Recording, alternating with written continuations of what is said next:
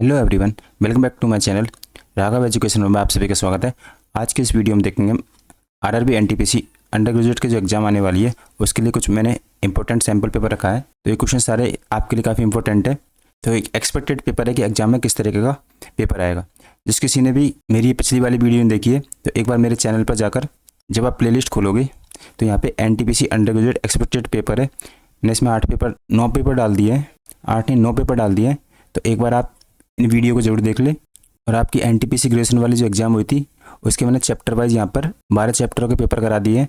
तो एक बार इन क्वेश्चनों को जरूर देखना कि किस टाइप के क्वेश्चन एग्जाम में पूछे जा रहे हैं। शुरू करते हैं आज इस वीडियो को क्वेश्चन नंबर 1 से। इस क्वेश्चन बोला है एक समबाहु त्रिभुज की प्रत्येक भुजा की लंबाई 8 सेंटीमीटर है, उसका क्षेत्रफल ज्ञात कीजिए। और पाई का मान दे रखा है आपको कितना 1.732। भुजा कितनी दे रखी है आपको, भुजा दे रखी है आपको 8 सेंटीमीटर, भुजा यानी ए।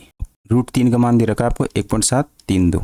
तो समबाहु त्रिभुज के क्षेत्रफल निकालने का सूत्र क्या होता है, क्षेत्रफल निकालने का सूत्र होता है क्षेत्रफल यानी कि एरिया। एरिया बराबर आपके होता है √3/4a²। इस सूत्र सबको याद होगा। तो वह सारी वैल्यू दे रखी है आपको। ए का मान आपको मिल गया यहाँ पे 8। तो एरिया क्षेत्रफल बराबर क्या हो जाएगा √3/4 इंटू 8 का कर देंगे स्क्वायर यानी कि 64। और √3 का मान आपको यहाँ पे दे रखा है। अब इसे आप काट लेना। √3 का मान 1.732 बटे में 4 इंटू 64। या तो 4 से 64 को काट लो या फिर 1332 को काट लो। लास्ट से देखेंगे अपन ऑप्शन में, तो ऑप्शन में सारे 2 डिजिट सेम है। तो अपन को सॉल्व करना होगा 3 डिजिट तक। तो आप पहले 64 को काटिए, यहाँ 64 को काटेंगे 4 से तो आपके 16 बार चला जाएगा। अब 16 को डायरेक्ट मल्टीप्लाई कीजिए 17 से। तो देखिए ऑप्शन काफ़ी दूर दूर है, इतने भी क्लोज नहीं है। तो देखो 16 को 17 से डायरेक्ट मल्टीप्लाई कीजिए तो 16 का स्क्वायर क्या होता है 256। अब यहाँ से देखिए आप इस जो भी वैल्यू आएगी 256 से ज़्यादा आएगी। तो यहाँ से अपन का ऑप्शन 1 तो कट हो गया। या फिर आप 16 इंटू 17 करोगे तो 16 को 7 से मल्टीप्लाई करोगे तो 16 को 7 से मल्टीप्लाई करने पर 100 बार आता है, यानी कि 2 आ जाएगा और 11 क्या रहेगा कैरी। तो 16 को एक बार मल्टीप्लाई करेंगे तो 27 आ गया। यहाँ से पता चल गया कि वैल्यू 27 के अप्रॉक्स आएगी। तो आपके ये ऑप्शन भी हट जाएगा। अब आ गए आपके 2 ऑप्शन, क्योंकि दोनों ही ऑप्शन में देखिए 27 से थोड़ा सा कम है और ये 27 से यहाँ पे थोड़ा सा कम हो गया ऑप्शन नंबर सी, और ये थोड़ा सा बड़ा है। तो अपन को पूरा सॉल्व करना पड़ेगा। तो 1732 को अपन 16 से मल्टीप्लाई करेंगे। तो कैसे करेंगे, पहले 10 से मल्टीप्लाई कीजिए। 10 से मल्टीप्लाई करोगे तो आप 1732 आ गया। अब 6 से मल्टीप्लाई कीजिए, 6 2 12, 6 3 18 और 19, 6 7 42 और 3 43, असल की 4, 6 और 4 10। अब इनको सबको जोड़ लीजिए तो आपके 2 9 और 1 9 और 2 11, 3 3 6 और 1 7, फिर 7 और ये 2। इनको जोड़ने पे हमें ये मिला। यहाँ पे देखिए 3 अंक छोड़ के पॉइंट है, 3 अंक छोड़ के पॉइंट लगा देंगे। ऑप्शन नंबर 27712 ये आपका राइट आंसर हो गया। या फिर आप इसे 1732 अपॉन में 4 इंटू 64 है, 4 से इसको काटेंगे तो 4 बार चला जाएगा, ये 3 और यहाँ पे 3। अब आपको 64 को किससे मल्टीप्लाई करना है 433 से। तो आप ऐसे भी कर सकते हो। सबसे पहले 60 से मल्टीप्लाई करेंगे तो 0, 6 को 3 से कर दे, 6 3 18 और 1 19, हासिल की 6 को 24 और 1 25, फिर 4 से कर दिए 4 3 12, 12 और 1 13 का 3 का, हासिल की 1, 4 4 16 और 1 17। तो यहाँ से भी आपको 8 3 11, 9 7 16 और 1 17 का 7 का, हासिल की 1 5 और 6 और 1 7। सेम आंसर आएगा। तो आपको जो इजी लगे उससे आप काट के मल्टीप्लाई कर सकते हो। ऑप्शन नंबर ये आपका राइट आंसर हो गया। चलते अपने नेक्स्ट क्वेश्चन पर। Question number 2। इस क्वेश्चन में बोला है कि एक दुकानदार ने एक पुस्तक 7% हानि पर बेच दी। ठीक है, किसी दुकानदार ने मान लो 100% कोई रेट में कोई पुस्तक खरीदी, उसको क्या किया 7% लॉस पर बेच दिया, यानी कि 93% में बेच दिया। यदि विक्रय मूल्य में 120 की वृद्धि हो जाती, विक्रय मूल्य में 120 की वृद्धि की जाए तो उसे 17% का लाभ होता है। पुस्तक का क्रय मूल्य कितना होगा। तो जब भी आपसे क्वेश्चन में एक लाइन बोले, नोट कर लीजिए कि जब भी क्वेश्चन में कहा जाए कि X% हानि पर बेचा, यानी कि 7% हानि पर बेचा, X% हानि पर बेचा, और सेलिंग प्राइस में यानी कि विक्रय मूल्य में 22 रुपये बढ़ाने पर, 22 रुपये, या फिर मान ली विक्रय मूल्य में P रुपये बढ़ाने पर 22% का लाभ होता है। 22% का क्या होता है लाभ। तब हमसे ओनली CP पूछेगा, तो CP निकालने के लिए सूत्र है A इंटू 100 अपॉन में क्या कर दोगे आप x प्लस के y। इस सूत्र से आपके ये क्वेश्चन काफ़ी फास्ट सॉल्व होंगे। जब भी आपसे क्रय मूल्य पूछे कि 7% हानि पर, यानी कि क्वेश्चन में कहा जाए कि x% हानि पर बेचा, यदि इतने रुपए बढ़ाया था तो इतना लाभ होता। तब आपको क्रय मूल्य पूछेगा। क्रय मूल्य निकालने के लिए आप क्या करोगे, CP बराबर P रुपये बढ़ाने के लिए मतलब, या फिर A मान लीजिए फिर P मान लीजिए। A रुपये बढ़ाने को कहा यहाँ पे, तो A की वैल्यू आपको 120 दे रखी है। 120 रुपये बढ़ाने को कहा तो इंटू 100, और जो भी परसेंटेज वैल्यू दे रखी है एक हानि में और एक लाभ में, तो x प्लस के y, तो x पहली वाली वैल्यू हो जाएगी और y दूसरी वाली, तो 7 प्लस के 17। अब इसको सोल्व कर लेंगे तो ऊपर आपके आ जाएगा 12 के पीछे 3 0 अपॉन में 7 और 7 14 यानी कि 24। अब इसे काटोगे कैसे, देखिए 12 को काटोगे 24 2 बार चला जाएगा, अभी आपका 1000, 1000 का आधा 500, ठीक है। तो CP डायरेक्ट निकल के आ गया अपना 500 रुपये। तो पुस्तक का क्रय मूल्य कितना था, पुस्तक उसने 500 रुपये में खरीदी। उसके बाद क्वेश्चन में आपसे कितना ही पूछ सकता है कि बेचने वाले की रेट बताइए। क्वेश्चन को आगे बढ़ाने के लिए तो आपको CP निकालना, तो ऐसे निकालोगे। आपको बस ये कॉन्सेप्ट याद रखना है। एक बार फिर से बता देता हूँ मैं, यहाँ से आपका 12,000 इंटू 24 आया था, काटने पे आपके 500 निकल के आ गया। एक पॉइंट याद कर लीजिए कि यदि आप हानि से लाभ में जाओगे, पहली हानि हुई है इसमें, हानि से लाभ में जाए तब क्या करेंगे अपन, परसेंटेज में जो वैल्यू होगी प्रतिशत को क्या करेंगे, जोड़ेंगे। और यदि आपको लाभ हो रहा है, लाभ से ऐसे भी पूछ सकता है लाभ हो, तो यदि आप लाभ से अधिक लाभ में जाओ, इतने पर बेचने पर लाभ हो रहा है और इतने पर बेचता तो इतना % लाभ होता, ऐसे पूछ ले, तो लाभ से अधिक लाभ में जाए तब आपको प्रतिशत को क्या करना है, घटाना है। तब आपको ये परसेंटेज होते हैं ना, तब आपको प्रतिशत को क्या करना है, घटाना है। और तीसरा पॉइंटर याद कर लीजिए कि हानि से हानि में जाए, ऐसे बोल देते क्वेश्चन में कि 7% की हानि हुई है, कि 120 में बेचता तो इतनी % कम हानि होती, हानि से कम हानि में जाए तब भी क्या करना है, आपको प्रतिशत को घटाना है। तीनों पॉइंट याद कर लीजिए कि हानि से लाभ में जाने के लिए बोलेगा तो आपको क्या करना है, जब भी आपसे हानि से लाभ में जाने के लिए बोले तो परसेंटेज जोड़ेंगे। हानि से अधिक लाभ में जाए प्रतिशत घटेगा, हानि से कम हानि में जाएगा तब प्रतिशत घटेगा। हमेशा प्रतिशत माइनस होगा, सिर्फ हानि से लाभ में जाएगा तभी आपको प्रतिशत जोड़ना है, ठीक है। ये कॉन्सेप्ट हो गया। चलते हैं अपने नेक्स्ट क्वेश्चन पर। क्वेश्चन नंबर 3, कौन सी संख्या 11 से विभाज्य है। तो 11 का डिविजन रूल सबको याद है, क्या होता है, हम क्या करते हैं, विषम स्थानों का योग करते हैं माइनस सम स्थानों का योग। अब ये विषम स्थानों का योग करके उसमें से घटाते सम स्थानों का योग, या तो वैल्यू 0 हो या फिर 11 का क्या हो, कोई गुणज हो, तो वो संख्या 11 से विभाजित होती है। अब देखते हैं ऑप्शन नंबर ए में 5 और 3 8, 8 और 8 16, फिर 9 और 5 14 और 1 15। क्या इनका डिफरेंस 0 आ रहा है, नहीं आ रहा, तो ऑप्शन नंबर 1 होगा नहीं। अब देखते हैं 5 और 2 7, 7 और 7 14, फिर देखते हैं 9 और 5 14। अब यहाँ पे देखिए दोनों का अंतर कितना आ गया, 0, तो ऑप्शन नंबर 20 का राइट आंसर। कंफर्म करने के लिए दोनों ऑप्शनों को चेक कर लेते हैं, 5 और 2 7, 7 और 7 14, 9 और 5 14 और 1 15, तो ये होगा नहीं ऑप्शन नंबर सी। यहाँ भी देख लीजिए 5 और 2 7, 8 7 15, 9 और 5 14, सारे ऑप्शन घट जाएंगे, ऑप्शन नंबर बी आपका राइट आंसर हो जाएगा। चलते हैं नेक्स्ट क्वेश्चन पर। सॉल्यूशन अच्छा लग रहा हो तो आप एक बार वीडियो को लाइक जरूर करें, चैनल को सब्सक्राइब जरूर कर ले। इस क्वेश्चन में बोला है साक्षी और प्रिया की आयु में 37 वर्ष का अंतर है। कितना डिफरेंस दे रखा है, 37 वर्ष का अंतर। तो अंतर जब भी आए तो एक बात माइंड में कर लेना, आप और आपका कोई भाई है, उनका अंतर 37 वर्ष है, तो ये अंतर पैदा होने से लेके एंड तक अंतर बराबर ही रहेगा, 37 वर्ष का अंतर ही रहेगा। आगे क्वेश्चन बोला है वर्तमान से 5 वर्ष पहले उनकी आयु का योग कितना, 95 वर्ष था। यदि साक्षी प्रिया से बड़ी है, यहाँ पे हिंट दे दी, कौन बड़ा है, साक्षी बड़ी है, साक्षी बड़ी है प्रिया से, तो प्रिया की वर्तमान आयु ज्ञात कीजिए। तो ये आपकी साक्षी हो गई, ये आपकी प्रिया। साक्षी और प्रिया की आयु का अंतर दे रखा कितना, 37, ठीक है। एस माइनस पी आपको कितना दे रखा, 37। वर्तमान से 5 वर्ष पहले, ये मान लीजिए आप, ये वर्तमान है आपका, वर्तमान में कोई एज रही होगी इनकी, लेकिन आपको वर्तमान में नहीं दे रखी। वर्तमान से 5 वर्ष पहले, अब से क्या 5 वर्ष पहले उनकी आयु का योग दे रखा कि 5 वर्ष पहले इनकी आयु का योग हमें मालूम है कितना है, 95। ये आपको क्वेश्चन में दिया कि इनकी आयु का योग कितना है, 95। तो आज इनकी आयु का योग क्या होगा, इतना आपको क्वेश्चन में दे रखा है। तो 5 वर्ष पहले आयु का योग 95 है, 5 वर्ष पहले। तो आज वर्तमान में कितना होगा, 5 साल साक्षी भी बढ़ेगी और 5 साल प्रिया भी बढ़ेगी, तो दोनों 10 साल। तो दोनों की आयु का योग 10 साल और जुड़ जाएगा, प्लस के अपन 10 कर देंगे, तो यहाँ से अपन का 105। वर्तमान में इन दोनों की आयु का योग कितना निकल के आया, 105। और एक और हिंट क्वेश्चन में क्या दे रखी है कि साक्षी प्रिया से बड़ी है, और वो भी कितनी, 37 साल। तो 105 में से अपन 37 माइनस कर देंगे। 105 में 37 माइनस करेंगे तो 5 और 3 8 हो गई, ये आपके 4 हो गया, तो 68। बड़ा कौन हो गया, साक्षी। तो वर्तमान में 68 ईयर की कौन होगी, साक्षी। और 68 में 37 जोड़ेंगे तो 105, तो 37 साल की कौन हो जाएगी? प्रिया। क्वेश्चन में क्या बोला है? प्रिया की वर्तमान आयु ज्ञात कीजिए, तो वर्तमान आयु प्रिया की हो जाएगी 37 साल। तो यहाँ पे देखिए, यहाँ आके कुछ बच्चा गड़बड़ कर देता है। ऑप्शन देखिए, कहीं भी आपका 37 साल नहीं आया, ना तो 68 आया। क्वेश्चन अपने अकॉर्डिंग सही किया है, बस एक छोटी सी गलती कर दी कि अपन ने आयु का योग तो मालूम कर लिया, लेकिन ये एज कंफर्म नहीं है कि यही एज उनकी होगी।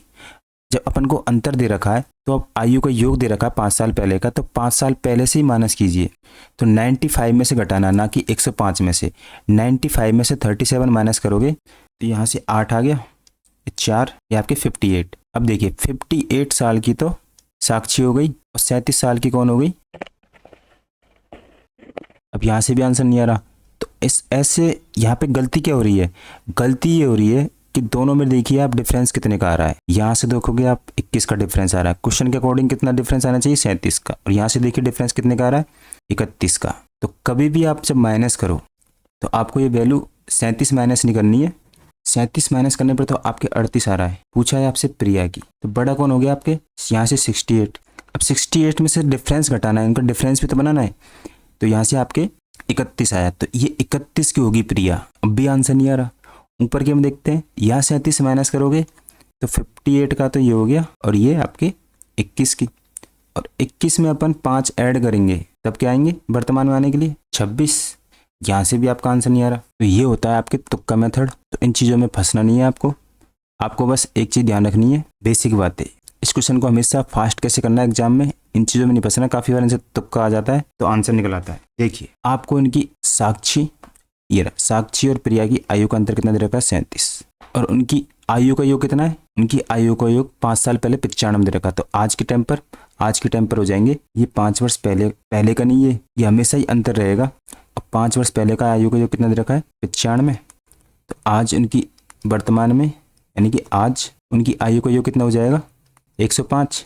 यानी कि आपको देखिए S प्लस के P, साक्षी और प्रिया की आयु का योग पता चल गया 105 होता है। साक्षी और प्रिया की आयु का अंतर मालूम है आपको 37 होता है।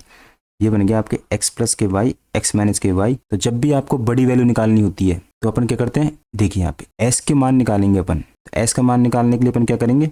दोनों को जोड़ के आधा कर दो डायरेक्ट, या फिर आप p से p काट दो, इन दोनों को माइनस कर लो। तो जब भी आपको बड़ी वैल्यू निकालनी हो, यानी कि पहली वैल्यू अपन की बड़ी होगी, s का मान या फिर x और y, आपने क्वेश्चन काफ़ी किए होंगे इस टाइप के, तो काफ़ी लोग समझ गए होंगे। तो s का मान निकालने के लिए दोनों को जोड़ के आधा करना है। तो यहाँ से दोनों को जोड़ेंगे 105 और 37 को, तो 7 और 5 12, 142 का 2 आधा कर देंगे तो 71। तो साक्षी की एज निकल के आएगी वर्तमान 71। प्रिया की निकालनी हो तो y की वैल्यू निकालते क्या करते हैं? घटा के आधा करते हैं। अब इन दोनों को माइनस करेंगे तो 5 और 3 8, 4 68, 68/2 यानी कि 34। प्रिया की वर्तमान एज कितनी निकली? 34। ऑप्शन नंबर बी आपका राइट आंसर हो गया। इस तरीके से आपको एग्जाम में करना है। इन चीज़ों पर कम फोकस करना, काफ़ी बार इनसे आंसर आ जाता है, काफ़ी बार नहीं आता है। ये क्वेश्चन आपके एग्जाम में आया हुआ है। मैंने आपको 2-3 तरीके से इसी वजह से समझाया था बार बार, कहाँ आपको लगे कि कौन सी गलती हो रही है। पहले मैंने नीचे की वैल्यू निकाली, फिर ऊपर की वैल्यू में अपन जोड़ के भी देखिए आंसर नहीं आ रहा, तो फिर मैंने इसको दोबारा तोड़ के भी बताया आपको, तो किसी तरीके से आंसर नहीं आ रहा था। तरीका कौन सा रहेगा अपना? जब आपको डिफरेंस दे रखा है, वर्तमान में उनका योग मालूम है, तो आपकी ये इक्वेशन क्या बन गई? x प्लस के y बराबर कोई वैल्यू दे रखी होती है और x माइनस के y बराबर कोई वैल्यू दे रखी है, तो क्या करते हैं अपन? या तो इनको प्लस माइनस काट के 2x आएगा, 2x से इस वैल्यू में भाग देंगे अपन। ऐसे यहाँ से जब x की वैल्यू आ जाएगी तो x का मान रख के अपन y का निकालते हैं। वही किया था। बड़े का मान निकालना हो तो डायरेक्ट याद कीजिए, जोड़कर आधा करते हैं। हमेशा पहली वैल्यू जो होगी, पहला नाम जिसका होगा उसकी बड़ी वैल्यू होगी। छोटा मान p का, आपसे आप प्रिया का पूछा था, आप डायरेक्ट निकाल सकते थे कि प्रिया का क्या होगा, माइनस करके आपको 2 का भाग देना था बस। जिसको ये चीज़ें आती है तो डायरेक्ट इन चीज़ों में नहीं फंसेगा। आपको 37 दे रखा, 95 105 में से डायरेक्ट 37 माइनस करके 2 का भाग देगा। तो इसी तरीके से टॉपर आपसे आगे निकल जाते हैं। मात्र 10 सेकंड में या फिर 15 सेकंड में क्वेश्चन को आगे, 15 से 5 से 10 सेकंड में क्वेश्चन करके आपसे आगे निकल जाते हैं और आप रह जाते हो उस क्वेश्चन में उलझन में कि ये हो क्यों नहीं रहा। ये चीज़ आपको ध्यान रखनी है। ऐसी गलती एग्जाम में बिल्कुल नहीं करनी है। जब इस तरीके से नहीं बने आपसे तो छोड़ देना है। एज दे रखी है आपको और डिफरेंस दे रखा है, तो आप ये वाली चीज़ लगाना, जल्दी आंसर आएगा। बेसिक हमेशा काम आता है, ट्रिक काम नहीं आती है। चलते हैं अपने नेक्स्ट क्वेश्चन पर। क्वेश्चन नंबर 5, वैल्यू बतानी है आपको।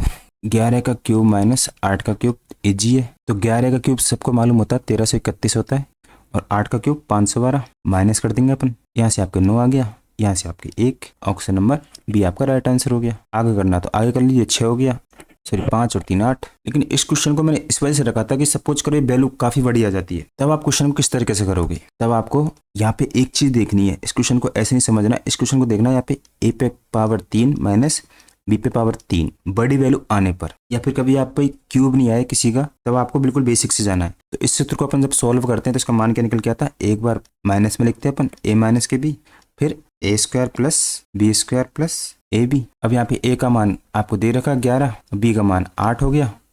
अब वैल्यू रखते चलिए, 11 माइनस के 8, a का स्क्वायर मतलब 11 का स्क्वायर करेंगे अपन तो 121 प्लस के b का स्क्वायर 64 प्लस के a भी करना है। 8 और 11 को मल्टीप्लाई करेंगे तो 88। तो 11 में से 8 गए तो आपके 3 आ जाएंगे। अब इसको प्लस करना है, 8 4 12 और 1 3 13 का 3 का हासिल किए 6 8 4 14 और 2 16 और 1 17 और 1 और 1 2। अब आपको 3 से मल्टीप्लाई करना है 273 को। तो यहाँ से देखिए 3 3 9, 7 3 21, 2 3 6 1 7, सॉरी 8, 3 2 6 1 6 और 2 8। यहाँ से भी 819 आपको आंसर मिला और यहाँ से भी 819। तो बस मुझे ये समझाना था कि इसमें आप सूत्र को इस तरह के भी देख सकते हो, क्यूब यदि याद नहीं होती हो आप फंस जाते हो तो, या फिर आप ऐसे भी जा सकते हो 11 का स्क्वायर 121 करोगे, इसी का मल्टीपल तो है 11, तो आप 1 3 3 1 लास्ट वाली संख्या सेम लिख दी, फिर प्लस करते चलिए, सभी को आता होगा। चलते हैं नेक्स्ट क्वेश्चन पर, क्वेश्चन नंबर 6। इस क्वेश्चन बोला वह कितनी धनराशि है जिस पर 5% वार्षिक दर से 2 वर्ष में साधारण ब्याज इतना प्राप्त होगा। तो साधारण ब्याज का सूत्र क्या होता है, मूलधन इंटू दर इंटू समय बटे 100।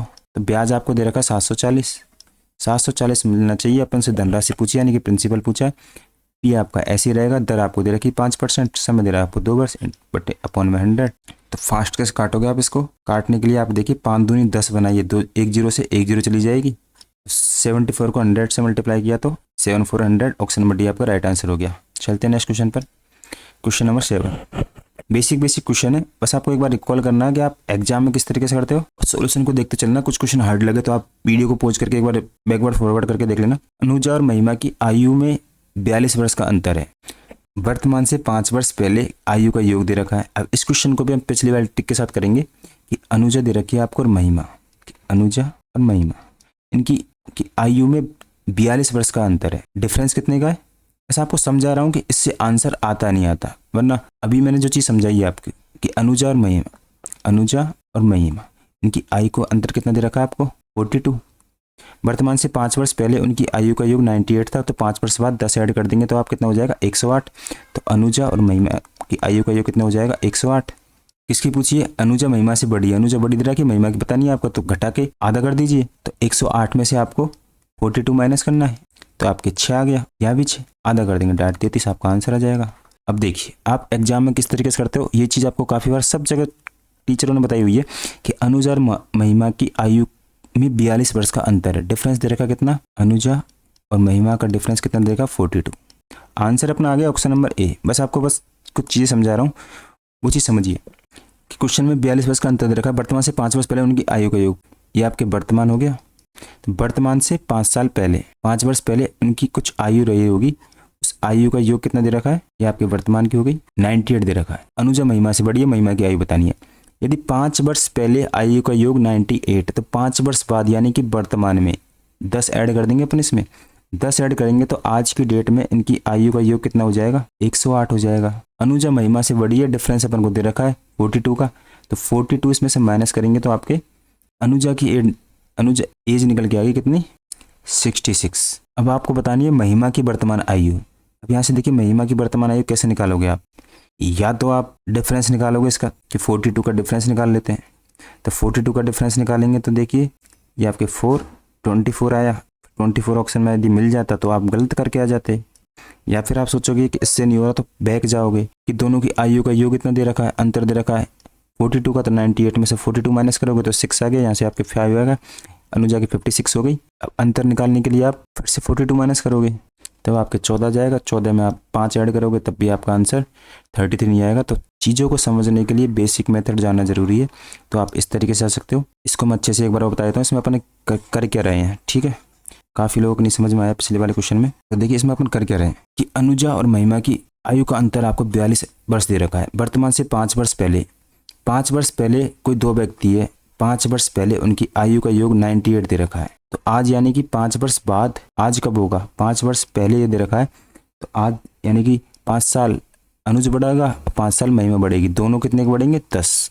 तो आज उनकी आयु का योग निकल के आएगा 108। किस किस की, अनुजा और महिमा।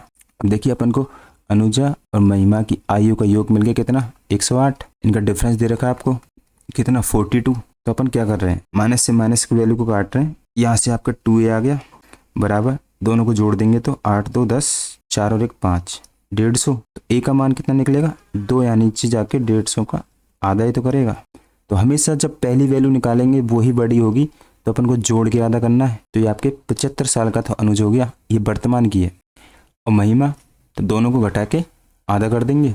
108 में से 42 माइनस किए तो आपके 66 है, 66 को आधा किया तो अपन के महिमा की एज निकल के आई कितनी, 33। अब देखिए इनका डिफरेंस 42 है क्या, 75 में से 33 माइनस करेंगे तो 42 डिफरेंस निकल के आ गया आपका। यानी कि नियम बशर्ते क्वेश्चन के अकॉर्डिंग अपनी सही है, तो ऑप्शन नंबर ए आपका राइट आंसर होगा। अनुजा बड़ी है, महिमा छोटी है, तो महिमा 33 साल की होगी। चलते हैं अपने नेक्स्ट क्वेश्चन पर। यदि क्वेश्चन पूछता 5 वर्ष बाद महिमा की एज, तो अपन इसमें 5 ऐड कर देते, बस, इससे ज़्यादा क्वेश्चन कुछ नहीं पूछेगा। चलते हैं नेक्स्ट क्वेश्चन पर। क्वेश्चन नंबर 8, निम्नलिखित आंकड़ों का बहुलक ज्ञात करना है, यानी कि मोड। मोड हर किसी को आता है। मोड में आपको ये 12 जो सारणी दे रखी है, इसमें बस ये सारणी में ये देखना कि कौन सी संख्या अधिक बार आई है। तो सबको गिनने नहीं बैठना, जो ऑप्शन में दे रखा है अपन को उसी फोकस करना। 55 को देखना कितनी बार है, तो आपके 55 एक ये हो गया और एक ये रहा, तो ये 2 बार है। फिर 49 को देखना है कितनी बार है, 49 देखते चलिए कितनी बार है। 49 आपके यहाँ पे मिल गया और एक यहाँ पे मिल गया, तो 49 में कितनी बार हो गया, 2 बार। अब 40 को देखिए, 40 आपके एक ये रहा, फिर आगे चलिए, 1 2 हो गई, 3, तो 40 कितनी बार है, 3 बार। अब 53 को देखिए, 53 कितनी बार है, 53 एक ये हो गया, उसके बाद 53 यहाँ भी, यानी कि सब 2 2 बार है और 40 ही सबसे ज़्यादा बार आया है, तो वही आपका बहुलक हो जाएगा। ऑप्शन नंबर सी आपका राइट आंसर।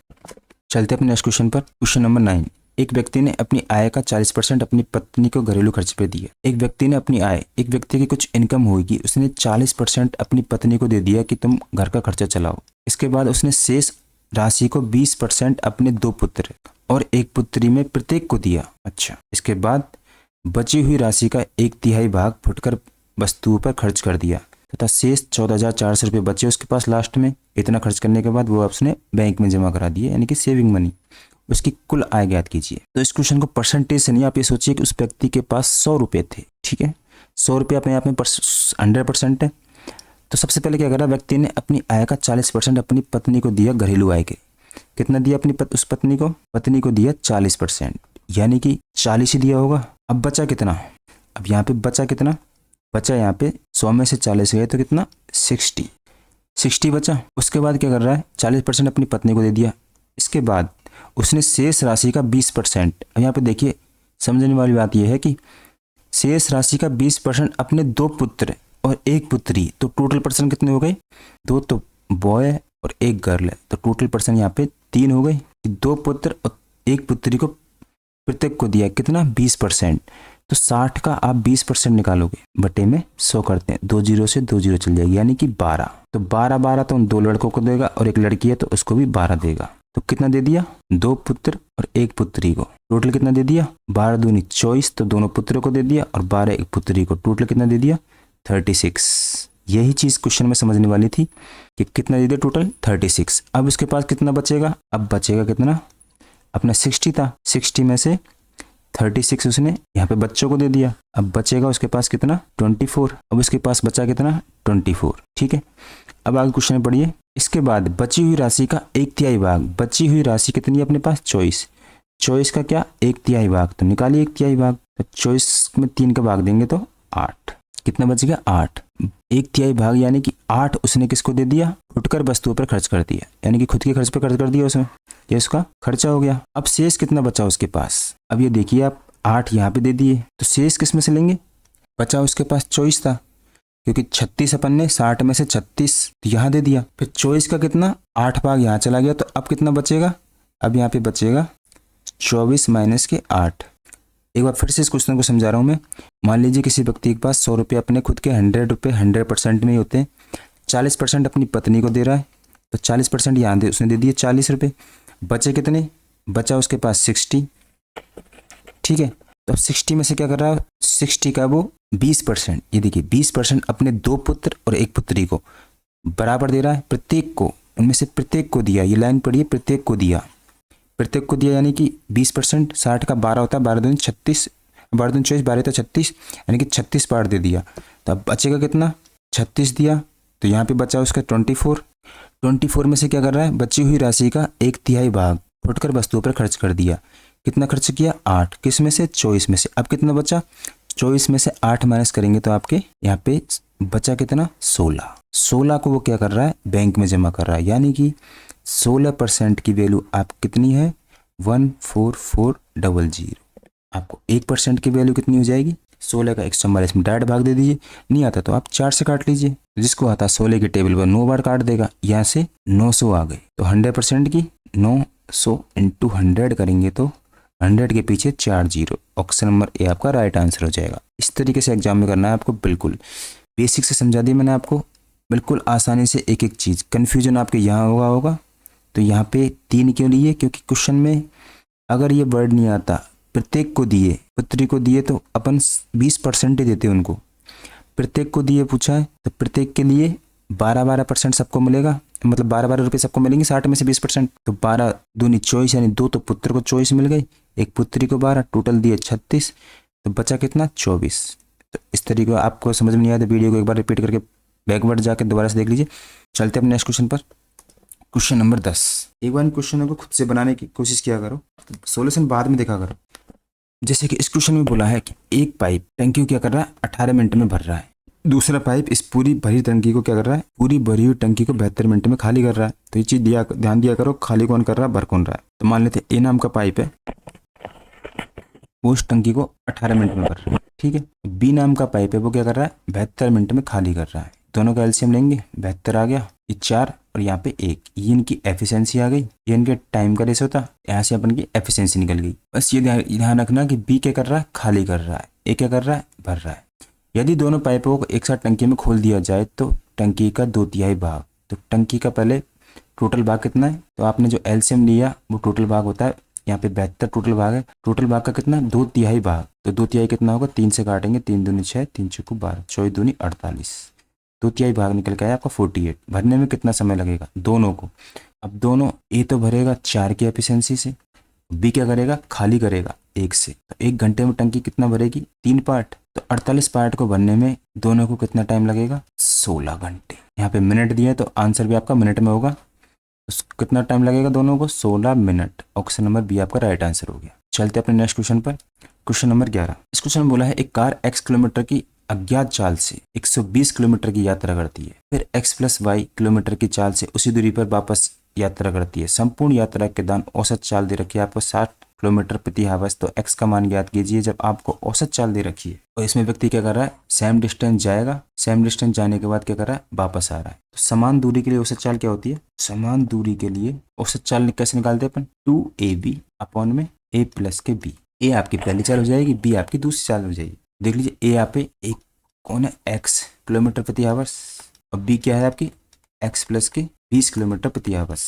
तो बस इनकी वैल्यू को सूत्र में रख दीजिए, 2 इंटू औसत चाल निकालने का सूत्र यही है। तो औसत चाल देखिए, आपकी औसत चाल तो आपको ऑलरेडी दे रखी है, यानी कि 60 बराबर ए आएगा, ए है आपका x, यानी कि यह 2x हो गया, फिर b x प्लस के 20, फिर नीचे ए आ जाएगा आपके x प्लस में, दोनों नीचे प्लस होंगे, ऊपर गुणा होते हैं, नीचे प्लस होते हैं, x प्लस के 20।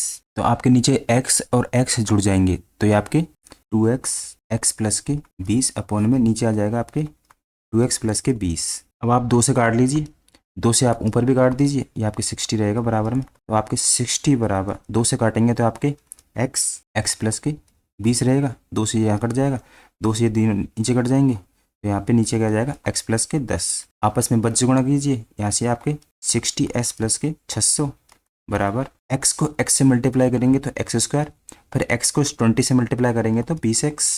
अभी देखिए 20x और 60x, यहाँ से आपके 40x आ गया, 40x बराबर 40x माइनस, क्योंकि अपन को इक्वेशन बनानी है, फिर ठीक है, बराबर में क्या आपके x², फिर ये 600 उठ के उधर चल जाएगा तो माइनस का 600 हो गया। अब इसे क्वाड्रेटिक इक्वेशन डालिए और आप सॉल्व करते रहिए। क्वाड्रेटिक इक्वेशन डालेंगे तो कैसे आएगा, x², 3x 40 उठ के बराबर से इधर आएगा तो माइनस के 40x माइनस के 600, ये आपकी क्वाड्रेटिक इक्वेशन बन गई। इसमें किसी वैल्यू को जमाना है जिससे कि आपको x की वैल्यू मिल जाए। तो आप इसे सॉल्व करने मत बैठना, क्योंकि यहाँ पे देखिए बीच वाली संख्या कोई ऐसी आनी चाहिए इसको जोड़ने घटाने पर 600 आ जाए। तो ऐसी कोई संख्या नहीं होगी, वो पॉइंटों में होगी। तो आप ऑप्शन देखिए, ऑप्शन क्वाड्रेटिक इक्वेशन में बराबर 0 रहता है कि x का मान क्या रखे कि बराबर में 0 बराबर 0 हो जाए। तो इतना जरूर पता है अपन को। अब यहाँ से क्वाड्रेटिक इक्वेशन से ये हिंट मिल गई कि देखिए 600 माइनस करने हैं अपनी, देखिए x square minus 40x minus के 600 बराबर में 0, ये आपकी क्वाड्रेटिक इक्वेशन हो गई। कोई वैल्यू आएगी जो अपन को 600 में माइनस करनी है, तो x की वैल्यू वो उठानी है आपको जो आपको 600 में से माइनस कर दे। इसकी बोलिए अपन ये सारे ऑप्शन 50 के समथिंग है, तो 50 लेके मानते हैं कि एक्स की वैल्यू अपन की 50 है। 50 का स्क्वायर करेंगे तो यहाँ पे ये आपके 50 का स्क्वायर क्या हो गया 2500। 25 यहाँ पे 40 50 मल्टीप्लाई होगा 40 से, 5 चौको 20, ये आपके कितने हो गए। अब देखिए यहाँ पे 50 रखा अपन ने तो इसका स्क्वायर कर दिया 2500। यहाँ भी तो एक्स की जगह 50 रखेंगे तो 5 चौको 20 और 2 0, तो आपके 2000 आ गए। तो 2000 से 2000 चले गए, ठीक है। 2000 से 2 एक बार समझिए, ठीक है। 2500 यहाँ पे आपके माइनस 2000 ऐसा कर लीजिए, फिर माइनस में आपके 600 हो रहा है, यानी कि माइनस माइनस की वैल्यू जुड़ जाएगी। तो आपके ये आपके 2500 माइनस 26 हो गई। अभी देखिए बराबर में 0 नहीं आ रहे, तो कुछ भी वैल्यू लेंगे अपन तो 50 से तो हाई जाएगी, यानी कि ऑप्शन नंबर बी आपका राइट आंसर नहीं होगा। 50 से हल्की सी हाई जाएगी तो 52 भी नहीं हो सकता और 54 भी नहीं हो सकता, तो ऑप्शन नंबर सी ही बचा। इस तरीके से आप हिंट लगा के क्वेश्चन को कर सकते हो। या फिर आपको डाउट होता है कि 52 हो सकती है, तो आप 52 का स्क्वायर कीजिए। कितना ज़्यादा 52 का आप स्क्वायर करोगे, कितना ज़्यादा है 50 से 2 ज़्यादा, 25 में 2 ऐड करेंगे 27, 27 0 4, और इधर आपके आ रहे हैं 2600, 2600, यानी कि तब भी आपके 104 बच गया। तो ये वैल्यू 52.4 से कम होगी और 50 से ज़्यादा होगी। यहाँ से अपन को हिंट मिल गई। तो 51 आपके होगी नहीं, सॉरी 50 तो आपके होगी नहीं, 50 से क्या होगी ज़्यादा होगी, 51.6। या फिर आप अब यहाँ से 52 से आपका क्लियर हो गया कि 104 बचा है 52 का स्क्वायर करने पर, यानी कि 52 से वो वैल्यू छोटी होगी। तो यहाँ पे 51 का स्क्वायर करेंगे अपन तो 25 और 1 26, ठीक है। और 51 इंटू 40 कर लीजिए, 0 4 5 चौको 20। तो अब ये देखिए आपके 2640 हो गए, ये आपके 26 हो गए, ये आपके 2640 हो गए। अब पॉइंट 6 को अपन बढ़ाते तो 6 का ना का 36। तो अब यहाँ से क्लियर हो जाएगा आपका कि आपके 2636 होते और 2640, यानी कि ऑप्शन नंबर सी ही आपका राइट आंसर है। तो पूरा सॉल्व करने मत बैठ जाना एग्जाम में, टाइम टेकिंग है क्वेश्चन, थोड़ा बहुत खुद का भी माइंड लगाना, स्क्वायर बस याद होने चाहिए आपको। चलते अपने नेक्स्ट क्वेश्चन पर। ऑप्शन नंबर सी आपका राइट आंसर हो गया। क्वेश्चन नंबर 12, क्वेश्चन बोला है ब्याज के त्रैमासिक क्वार्टरली रूप से संयोजित होने पर कोई धनराशि 8% वार्षिक ब्याज की दर से 6 माह में 52,020 हो जाती है, तो मूलधन बताना आपको, वो राशि ज्ञात कर। क्वार्टरली क्या होता है त्रैमासिक, जब ब्याज त्रैमासिक होती है। ये क्वेश्चन मैंने पिछली वाली वीडियो में बता दिए थे। त्रैमासिक मतलब 6 माह, 6 माह मतलब 2 क्वार्टरली। यहाँ पे त्रैमासिक दे रखा है, त्रैमासिक, त्रैमासिक मतलब आपका जो ब्याज है ना, ब्याज आपका ब्याज हर 3 महीने बाद मूलधन में जोड़ा जाएगा। इसका मतलब ये होता है कि आपका जो ब्याज है हर 3 महीने में या फिर हर 3 महीने बाद, त्रैमासिक में ये होता है कि आपका जो ब्याज है हर 3 महीने बाद मूलधन में जोड़ दिया जाता है। इसलिए एक साल में क्या होता है 12 महीने, तो एक साल में क्या हो गया 3 का भाग देंगे अपन, हर 3 महीने में मतलब 4 क्वार्टरली हो गए आपके। एक साल में आपको 4 बार क्या पड़ेगा ब्याज देना पड़ेगा, यानी कि 4 आपके क्वार्टरली हो गए, 4 त्रैमासिक। त्रैमासिक मतलब होता है ब्याज हर 3 महीने बाद मूलधन में जोड़ा जाएगा। एक साल में कितने महीने होते हैं 12 महीने, 3 बार 3 का भाग देंगे हर 3 महीने में, तो 4 बार आपको इंटरेस्ट देना पड़ेगा। इस समझ में आ रहा? तो देख ली, पहला क्वार्टरली क्या होगा 3 महीने में, दूसरा क्वार्टरली कब होगा फिर 3 महीने में, तीसरा कब होगा फिर 3 महीने में, चौथा कब होगा फिर 3 महीने में। अब देखिए ये आपके 12 महीने हो गए, 4 बार अपन को साल में ब्याज देना पड़ेगा। अब आपको यहाँ पे क्वेश्चन में क्या बोला है वो चीज समझ लीजिए। क्वेश्चन में आपको दर बोली है, वार्षिक ब्याज दर क्या है 8%। 8% का अपन 4 बार देंगे, यानी कि 8% अपन 4 का भाग देंगे तो 2%। इसका मतलब ये आया कि हर 3 महीने में अपन को क्या करना पड़ेगा, हर 3 महीने में या फिर हर 3 महीने बाद आपको 2% ब्याज लगेगा। इसका मतलब ये है। कैसे आया मैंने अच्छे समझा दिया। अब 6 महीने में कितना लगेगा, आपसे 6 माह की पूछी है क्वेश्चन में, 6 माह में इतना हो जाती है। 6 महीने में कितना लगेगा, 6 महीने में के 3 का भाग देंगे तो 2 बार लगेगा, यानी कि ब्याज आपका 2 बार जुड़ेगा। पहला निकाल लीजिए किसका, तो इस क्वेश्चन की जगह देखिए यदि आपके पास 50,000 रुपये होते, यहाँ से समझिए, तो आपको क्या करना पड़ता, 5,000 का 2% निकालते यानी कि 1,000, तो आपके 5100 राशि हो जाती। 51 से 51,000, 50,000 का 2% तो आपके पहले 3 महीने में हो गया। फिर 5100 का आप 2% निकालेंगे तो 2 जीरो चल जाएगी, 1020, तो ये आपके ऐसे 5220 हो गया डायरेक्ट। इस तरीके से कर सकते हो। ऑप्शन में बी आपका राइट आंसर होगा, वही वैल्यू आ गई। या फिर अब यहाँ से आपको बैक जाना है। यहाँ से तो अपन कर सकते थे कि 50,000 मूलधन माना, तो उस पर 2% ब्याज बनाया, तो 1,000 रुपये जुड़ गए, 51,000 हो गया। 51,000 का फिर 2%।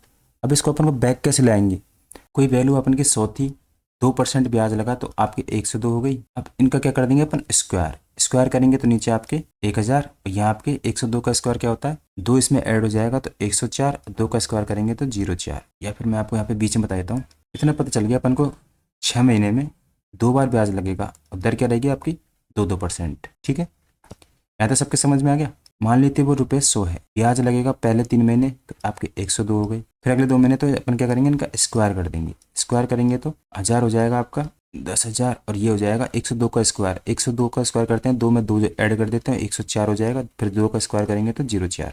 अब जो 6 महीने में इतनी हो जाती है, इसकी वैल्यू ही आपको कितनी दे रखी है, 520220। तो आपको इसकी वैल्यू बतानी है, इसकी वैल्यू क्या होगी। अभी देखिए इसका कितना गुना है, इसका 5 गुना है, 5 चौको 20, 5 चौको 20 और 5, ये भी वैल्यू इसकी 5 गुना होगी, यानी कि 50,000 रुपये इसका मूलधन होगा। तो ऑप्शन नंबर बी आपका राइट आंसर हो गया। जब ब्याज अर्धवार्षिक होती है, अपन अर्धवार्षिक होती है, तो अपन क्या करते हैं, दर का तो आधा करते हैं, समय का क्या कर देते हैं, समय का 2 गुना। और त्रैमासिक में क्या करते हैं, त्रैमासिक में महीने में भाग देते हैं। 12 महीने होते हैं, उसमें 3 का भाग दिया, यानी कि 4 पार्ट में वो महीने बट गए। अब इस जो महीने निकल के आए उसका इसमें परसेंटेज भाग देंगे तो 2% से ब्याज लगेगा हर 3 महीने में। 2 की दर से हर 3 महीने में ब्याज लगेगा। आपसे पूछा 6 महीने यानी कि 2 बार, तो अपन क्या किया, 102 का स्क्वायर किया। चलते अपने क्वेश्चन में, क्वेश्चन नंबर 13। दो संख्या दे रखी है आपको 4 अंकों के अनुपात में, यदि उनका योगफल इतना है, उनके बीच का मध्य अनुपात ज्ञात कीजिए। सिंपल सा क्वेश्चन है। मान लेते हैं x नाम की संख्या है, यहाँ पे y 4:9, उनका योगफल कितना दे रखा है, इनका योगफल दे रखा है कितना, 26।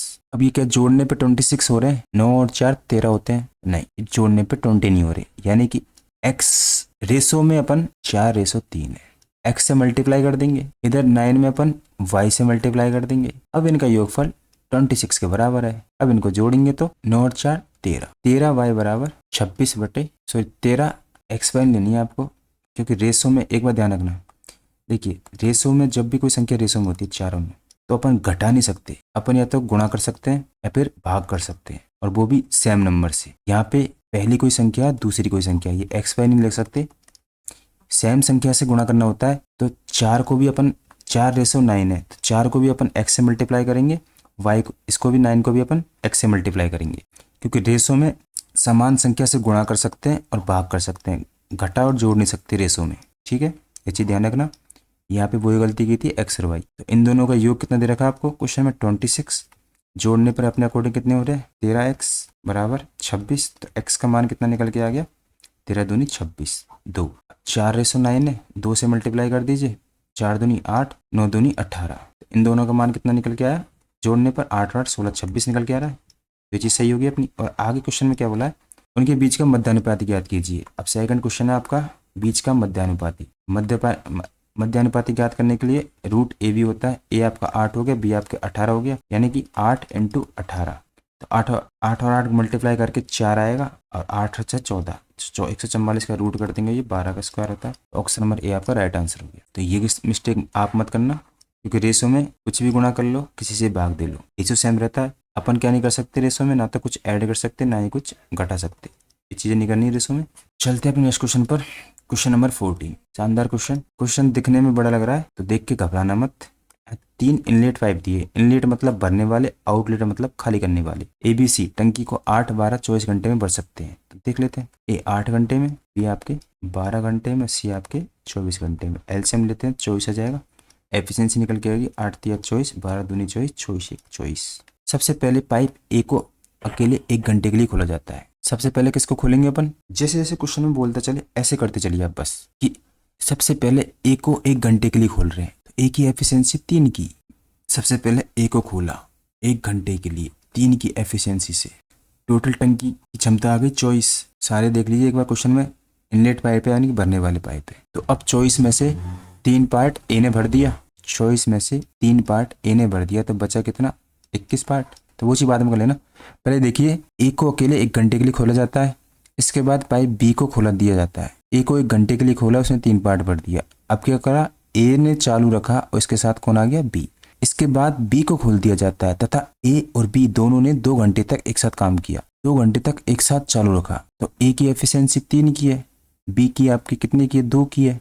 अब इनकी दोनों की एफिशिएंसी कितनी की होगी, 5 की। इनको कब तक चालू रख रहा है, 2 घंटे तक। तो 2 घंटे तक इन्होंने 10 पार्ट भर दिया होगा, क्योंकि 1 घंटे में 3 और 2 5 पार्ट भर रहे हैं, तो 2 घंटे में 10 पार्ट भर रहे होंगे। ए ने यहाँ भी 1 घंटे काम किया था, मतलब ए ने 1 पार्ट 1 घंटे चालू रखा था, तो ए 3 पार्ट भर दिया। तो यहाँ पे टोटल 10 प्लस के 3 यानी कि 13 यूनिट टंकी का भर चुके हैं। ठीक है, तो 24 में से 13 पार्ट वो भर चुके हैं। तो अब बचेगा कितना पार्ट, बचेगा आपके 11 पार्ट, 11 यूनिट पार्ट आपके बच चुका है। उसके बाद देखिए फिर पाइप सी भी खोल दिया जाता है। अब तीनों पाइप को एक साथ तब तक चालू रखा जाता है जब तक टंकी पूरी तरह भरने जाए। शुरुआत से टंकी को भरने में कुल कितना समय लगेगा, अब शुरुआत से पूछा है। यदि ऐसे पूछता कि तीनों को भरने में कितना समय लगता, तो 11 में आप तीनों की एफिशिएंसी जोड़ के भाग दे देते, लेकिन आपसे शुरुआत में पूछा है। बचा कितना है, 11 यूनिट। अब सी भी आ जाएगा, तो तीनों की एफिशिएंसी कितनी होगी, 3 और 2 5 और 1 6, 6 की एफिशिएंसी से भरेंगे। पहले कितना टाइम लग गया, यहाँ पे देखिए ए ले गया 1 घंटे, फिर 2 घंटे ए भी चले, तो टोटल टाइम कितने लगे, 3 घंटे। 3 घंटे तो लग गए। अब बचे 11 पार्ट, इसको ये तीनों मिलके भरेंगे। तो अब इसको भाग दीजिए, 6 का अपन भाग देंगे तो आपके 3 प्लस में रहेगा, 6 का भाग देंगे तो 6 कम 6, बचेगा क्या आपके 5/6। अब इसको 3 और 1 जोड़ के कितने हो जाएंगे, 4।